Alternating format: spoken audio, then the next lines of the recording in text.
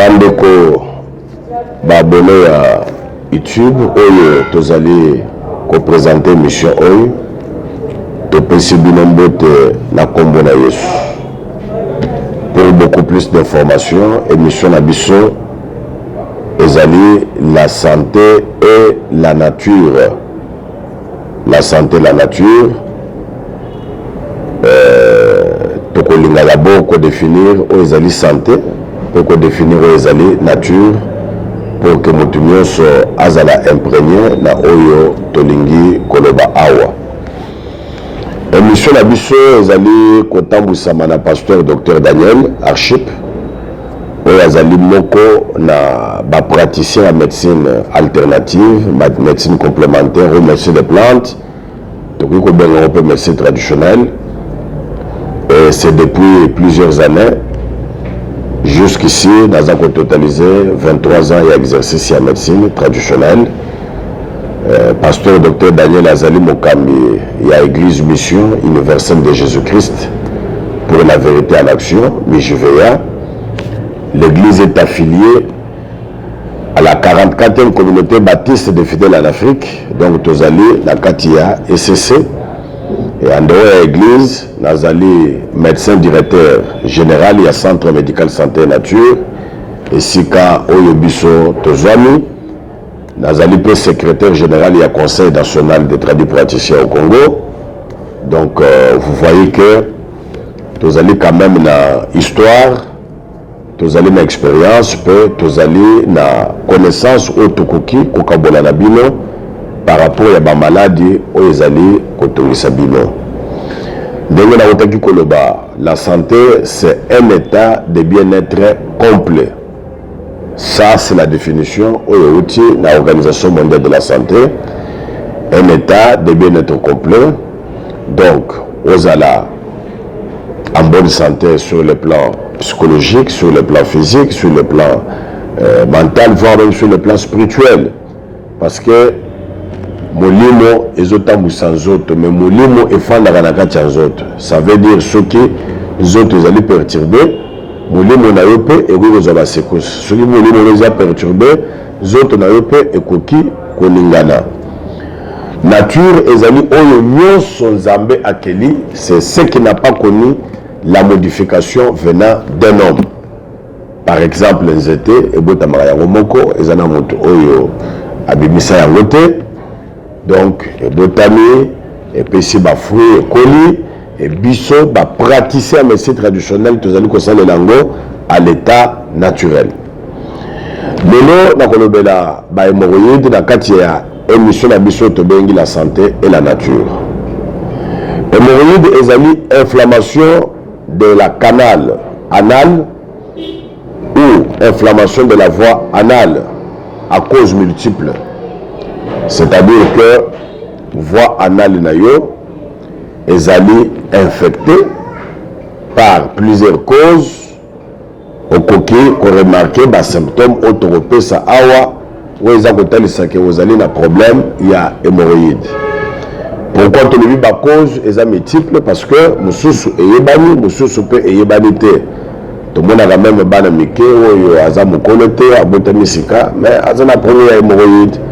C'est-à-dire qu'il y a des causes connues et des causes qui ne sont pas identifiées. Alors, ndenge okoki koyeba ke ozali na problème il y a hémorroïde. Tozali na plusieurs sortes de hémorroïdes, mais pour ne pas entrer dans l'aspect technique, na kolinga na yobela mingi hémorroïde interne na hémorroïde externe. Alors, pour que oyeba ke ozana hémorroïde, et ça là symptômes avertisseurs oyo sengeli et se présenter dans nzoto na yo. Symptômes ya liboso ezali constipation. Tango ozali constipé, osalaka 2 jours, 3 jours, 5 jours okendaka na toilette te, yeba ke ezali normal te. Et s'occuper ozokende na toilette, ozosala toilette ya makasi, yeba ke ezali normalité. Donc ce qui déjà aux un problème il y a constipation et c'est à la longue et kobotela yo hémorroïde, soit hémorroïde interne, soit hémorroïde externe. Constipation eutaka na nini? Constipation eutaka na mauvaise absorption intestinale. Soki estomac na yo ezokoka koboye biloko oyo za kolia malamu te, donc mitiopo ekozala na capacité vraiment ya koévacuer biloko wana ndenge esengeli te, etango ezali kosantase ekoki koprovoquer ba constipation, et quand le passe ezakoya pour que oye ba koévacuer ba matière fécale oyo fandi na kati ya nzoto, ekoki ko créer fissure na voie anale, et okoki komona parfois oza kosala sel ezali kobima na makila, ezali basigne oyo eza kotalisa ke hémorroïde esi ebandi na yo. Signe mosusu okobanda ko remarquer ba gaz répété, bouffée de gaz, ozali kosala ba gaz pamba pamba. Pourquoi? Parce que voie anale esi efungwami, et ba gaz wana ezali kopesa odeur moko ya malamu te, ezali un des signes qui montre que quelqu'un peut être déjà attaqué par ce que nous appelons hémorroïde maladie. Bandeko okoki ko remarquer soki malade oyo ebandi yo chatouillement à l'anus, chatouillement na voie anale to chatouillement na canal anal, ozoyoka mukosa na voie anale, ezali moko na basigne ya hémorroïde. Okoki pe ko remarquer que mukongo ekomi kosala opasi d'une façon exagérée. Alors soki mukongo ezosala opasi d'une façon exagérée, ezali pe moko na signe ya ba hémorroïde. Okoki pe ko remarquer sensation de vide, ezala olie ezala olete, oza koyoka neti na libumu eloko eza te, neti na libumu oza polele, ezali signe ya hémorroïde. Bien aimé, soki oyoki basigne oyo, yo moto ozolanda biso na chaîne YouTube, yo moto pe ozolanda biso na télévision, okoki kokimela mbangu epai ya pasteur Dr Daniel oyo azwami awa na boulevard Lumumba numéro 54-59 na commune ya Lemba, en face ya monument Lumumba. Talaka place Lumumba atomboli loboko na ngambu ya Lemba, okomona immeuble moko ya kitoko, okoti na rez-de-chaussée nde kokutana na pasteur Dr Daniel. Numéro na biso ezali affiché sur votre poste téléviseur, ezali 081 45 18 006. La bandeli 081 45 18 006. Ezali pe na 090 26 58 416. 090 26 58 416. Soko bengi na ba numéro na mibale okoyambanga tokoyamba ba service nanga pour que tokoka kosunga yo. Soko ezali sur place awa na RDC, plus précisément dans la capitale, okoya na consultation, pour passer par examen et puis tokateli mikola traitement obandi kolanda et to libérer yo. Mais soko ezali banda ya mboka okoki komandater un des membres de la famille ou soit yo moko yo au sein de déplacement pour na soin na yo, parce que toza na bato belé au baza ko à l'étranger pour na koya koloka soin awa.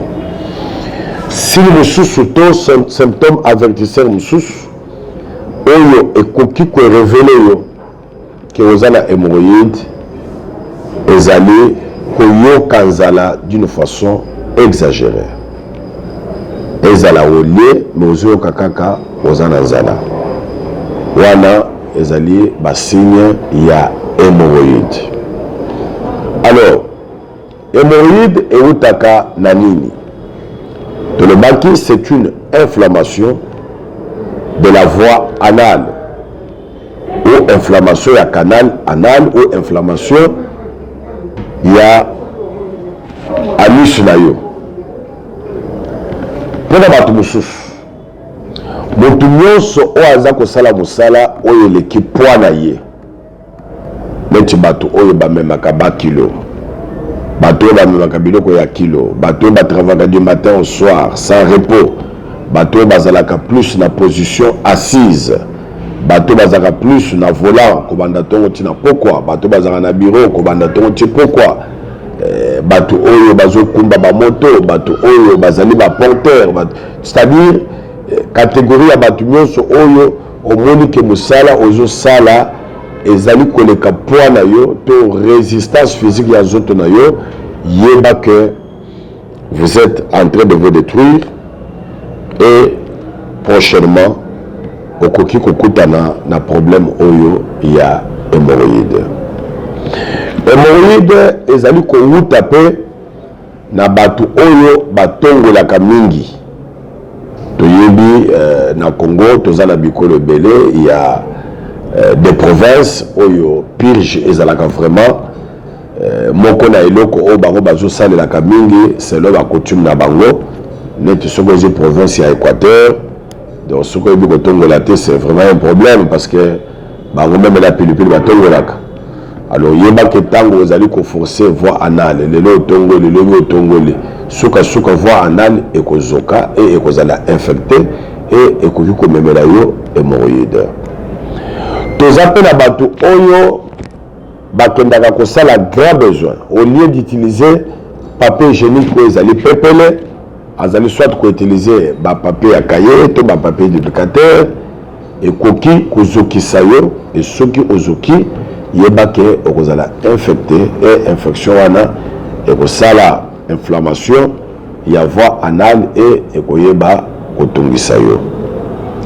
Tozali pe na bato oyo bazali ba obsédé sexuel, c'est-à-dire que ye soki akutani na mwasi te aza à l'aise te. Alors à force de le faire chaque fois sans repos le corps est forcé et yeba que avec le temps okokutana na problème oyo ya hémorroïde. Bandeko ba cause ya hémorroïde eza ebele na le baki mosusu eza connu mosusu eza identifié te parce que pe to moni baso mosusu na tango ya travail pona kobota et tango azali ko forcer pour que mwana abimi pe hémorroïde externe ebimeli ezali nini ezali force oye à exercer pona kobimisa mwana. Hémorroïde ezali pe koya na mauvaise alimentation tango yo oliaka kwanga ya makasi to fufu ya masango to semoule ya makasi zala certain que lokola ole kwanga eza makasi ole makemba eza nano ya kotela te ole fufu ya masango ya makasi to semoule balambi yango makasi ou soit oliaka kaka loso ou soit oliaka biloko eza na sauce te ou soit kolia na yo légume ezali te yeba ke ekomema na constipation et constipation ekomema yo na hémorroïde. Donc voilà pourquoi il faut qu'on veille na régime alimentaire. Il faut qu'on yeba eloko nini oyo zolia oyo ko faciliter digestion na yo. Alors tokeyi na ba conséquences ya hémorroïde parce que émission ezali ngonga nyonso ezali limité dans une notion de temporalité, donc il faut tenir compte il y a temps oyo ezali imparti na émission oyo na yango tozoki mambango na ba conséquences pour que muto ya se retrouver na problème oyo a hésité te na ko contacter biso pour que tokoka komemela ye oyo ezali solution à son problème par rapport à la grâce que le Seigneur nous a fait et à la connaissance que nous avons dans le domaine il y a exercice à médecine traditionnelle pendant plusieurs années. Alors, conséquence à l'émotion pour la mibale. Hémorroïde et puis comme maillot, la faiblesse sur le plan sexuel. Faiblesse libre bani. Vous allez qui fort pendant votre relation conjugale, au à 8 minutes, 9 minutes, 10 minutes, et au moment où ça là éjaculation précoce. Donc, ils ont moko la forme et la faiblesse sur le plan sexuel ou les na hémorroïde. Au occupé comme on a verge masculine na yo, ils ont la tendance à kokonda, ils ont comme un mouké. To ils ont perdre taille na yango. Ils ont moko na forme ou et comme na faiblesse sexuelle. On peut remarquer que tant que vous allez dans une relation conjugale avec votre partenaire, endurance exatée. Au moment de la pénétration, vous perdez déjà la force alors que vous êtes en mouvement. Pourquoi ça se passe ainsi? C'est parce que la voie anale est allée ouverte, est allée comme dans vos pépés à l'ibanda et automatiquement, zoto na yo ya mwana mobali zoto ya lukumu et koyeba kolemba pe et kokoma na sukate. Je suis en train de parler des choses vraies pour aider surtout batu oyo bazana ba problème oyo parce que les cambois hémorroïdes ebomi mabala ebele. Pour ne pas se pésaler conséquence il y a hémorroïdes. Et au koki koyoka zoto eza sur na déséquilibre te tango za ko tambola ozoyoka ba membre inférieur ezali kolenga wana ezali ba signe oyo ezali ya hémorroïde. Na bande ko basi hémorroïde ekoki komemela yo frigidité, c'est-à-dire la perte du goût ou des sentiments sexuels. C'est-à-dire que même si vous êtes avec votre partenaire dans une union conjugale ou une relation conjugale, vous ne sentez rien, même au moment de l'éjaculation. Hémorroïde, et ça la rappelle d'engouana, mais bah infection peut et ça la rappelle d'engouana. Alors, et comme ça va moi si frigide. Hémorroïde et kendakape kobebisa zoto ya bon maman. Zoto ya lukumu, zoto yebimisa batu na mokili. Et koki kobeba à travers hémorroïde, c'est-à-dire au moni zoto na yo eza susu ndenge ezalaki te. Eza na tendance ya ko perdre oyo ezali tobenga volume na yango. Donc ezali kokoma monene to ezali kokoma élastiqué. À telle enseigne que quand vous êtes dans une relation conjugale avec votre partenaire, donc le partenaire est resté à la taille normale, vous avez perdu voilà yo et commis le sous-soumis à la kate, c'est-à-dire que okoyo kate que vous allez na katia rapport sexuel to contact conjugal na katia couple et ça provoque des maladies. Il y a des choses que je parle avec des termes atténués pour apaiser tout le monde parce qu'on ne peut pas blesser la bonne conscience. Mais il faut aussi savoir que na kati ya koteya, to na kati ya kopesa mateya, inceste égalité. Alors bien aimé, hémorroïde koko komisa, moi si ovale, on peut komona ba sécrétion ya malamu te ezali kobima na nzoto na yo et ezaka basigne oyo euti na ba infection pe euti na ba hémorroïde. Alors tokolobela médicaments. Comment on peut soigner les hémorroïdes?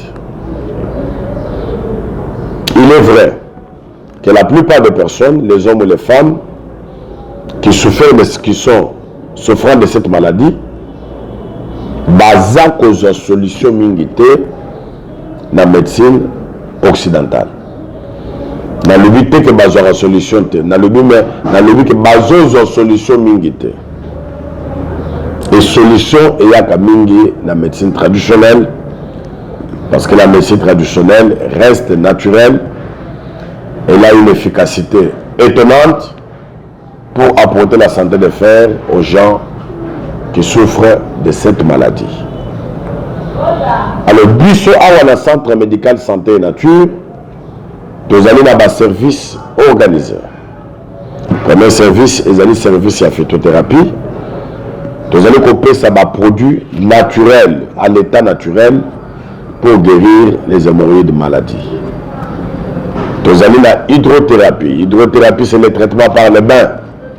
Donc, il y a un mélange de produits avec de l'eau. Tu as émission fan de la maille, oyo et kota déjà qui na kati pour la raison de savoir anal na yo, na ndenge sengeli, to raison de savoir vaginal na yo, na ndenge sengeli et koyeba ko détruire peu infection oyo et côté liyo. Nous allons dans la naturothérapie. Dans la naturothérapie, nous utilisons tout ce qui est dans la nature pour la soigner hémorroïdes. Nous allons pour la vitaminothérapie. Là, c'est l'utilisation de vitamines naturelles pour fortifier la personne qui est malade et qui est atteinte par l'hémorroïde. Parce que ce que les autres, c'est qu'on dit, il faut couper sa vitamine essentielle pour qu'elle reprenne la vitalité na yango et bakosala musala onzambe akelele yango. Alors, en dehors d'un service wana, en tant que pasteur, tout le monde l'a rappelé pour la malade. Pour hémorroïde, il y a qui ne peut pas aller. C'est-à-dire, Babou Kelio, le corps a mauvais sort, Zambépé a utilisé yango pour vous donner la correction sur les autres la maladie. Tout le monde qui est dans la Bible, dans le moto, il y a les gens qui ont linga moi si Abraham. Dans les Zambé, à Pamelaki, la menace, il y a hémorroïde. Donc c'est vraiment très très important. Bandeko, télévision et Zangonga, je ne voudrais pas abuser de votre temps. Dans le Centre médical santé et nature, nous autres travaillons en collaboration avec l'église Mijuveya. Donc nous avons un service. Il y a Kirdam, nous avons un service, il y a relation d'aide, nous avons un service, il y a délivrance pour consultation prophétique. Donc, Moutoumioso, Oya Zouami, n'a problème, Oya, a hésité dans le Benga Bissoté, dans 081 45 18 006 090 26 58 416. Talaga place Héros National, Emery Patrice Lumumba, Tomboli le Boko, Nangabu Yalemba, Toza sous boulevard, au Koti, na immeuble intelligent, Ezawana, na rez de chaussée, au Rosaïa, Novali Kambotali, hémorroïde. Pasteur Docteur Daniel, Azali Papa Nabino, Azali Neve Nabino, Cousin Nabino, Yaya Niki Nabino, Yomoto Sofena malade, Oyo, na résistance na yango, na médecine ya Bapaya, et ça a confiance. Je crois que nous ferons mieux pour que le témoignage Nabiso est débattu. Que le Seigneur vous bénisse.